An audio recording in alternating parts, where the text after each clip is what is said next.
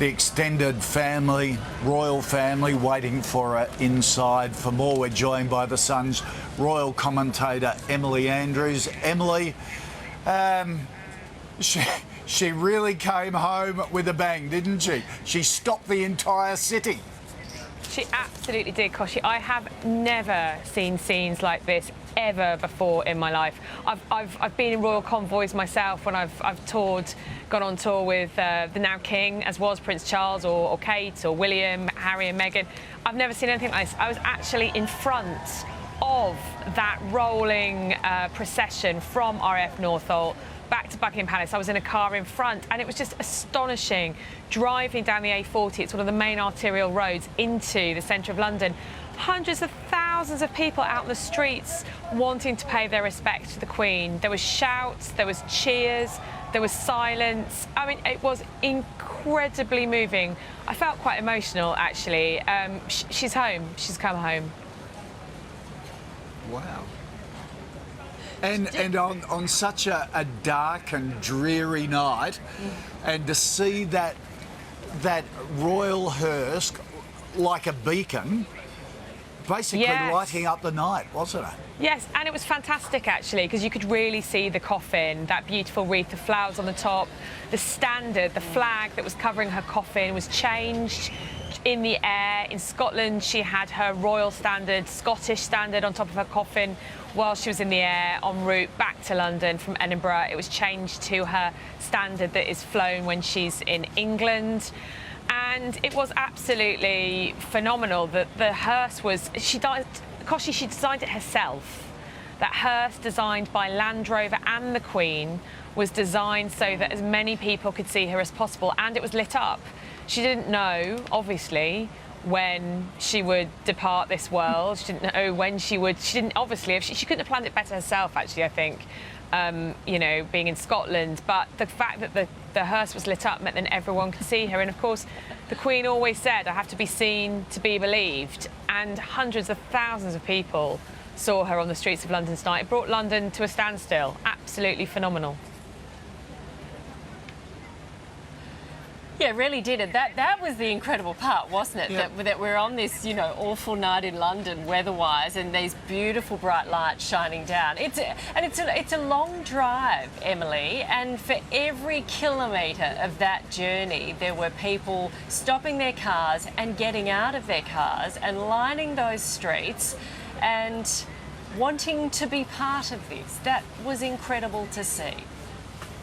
Absolutely, and when the Buckingham Palace did funeral briefings for the Queen, as they did from time to time before her death, I went along. I've been reporting on the royals for over 10 years now, and you know, we all went along. Obviously, they were off-camera briefings. It was to prepare us for when Operation London Bridge happened. The palace was always slightly nervous about what would happen, what would the public reaction be. There were all these plans in place for, you know, if she died in Balmoral, if she died in Sandringham, and for exactly these scenes that we're witnessing, for her to be seen by the public. But of course, no one could anticipate whether the public would want to see her. Well, I think tonight that has been answered in absolute spades.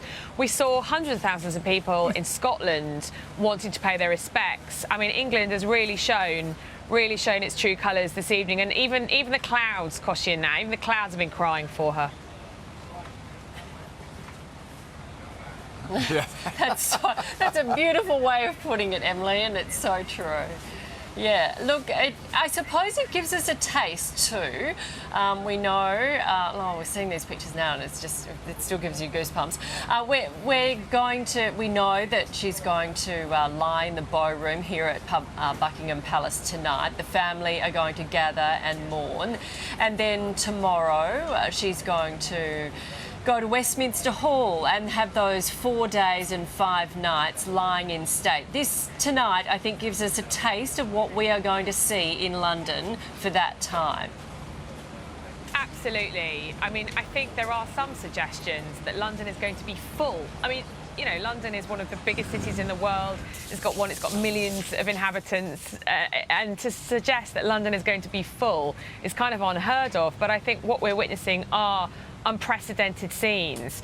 Tonight, the Queen rests at home in the bow room on the ground floor of Buckingham Palace. It's not a room that's seen by the public. I've actually been in it myself. It opens out onto the garden at Buckingham Palace, and we know the Queen loved the gardens at Buckingham Palace so much, so it's rather fitting that her last night at Monarchy HQ, her home, she'll be overlooking the gardens that she loved to walk in.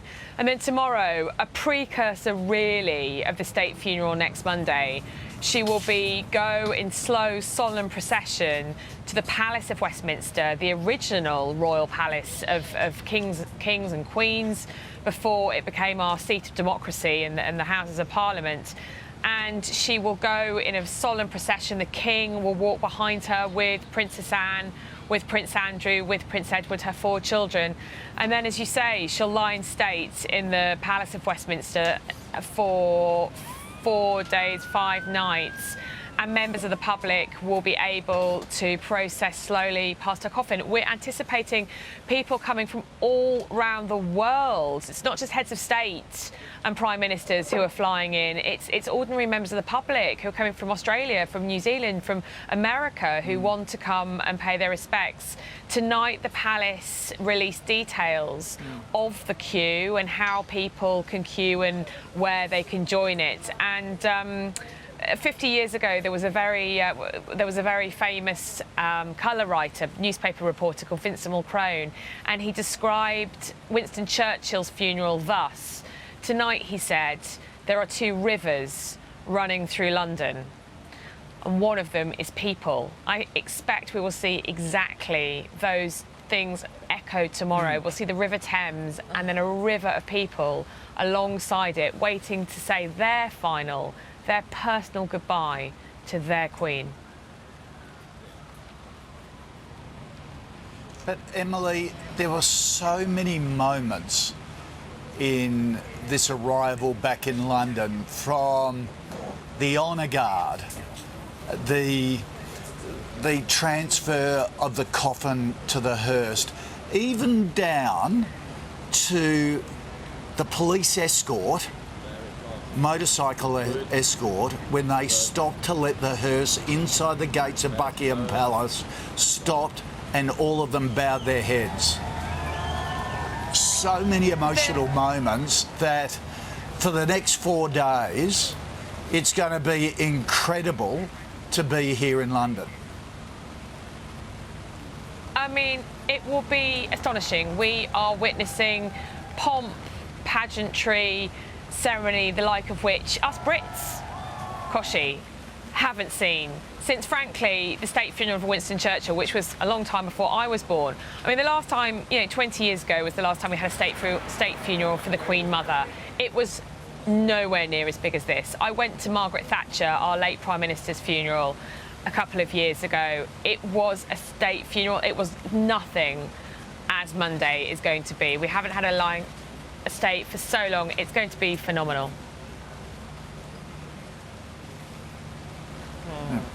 Okay, Emily, thank you very much for your insight. We'll talk to you soon.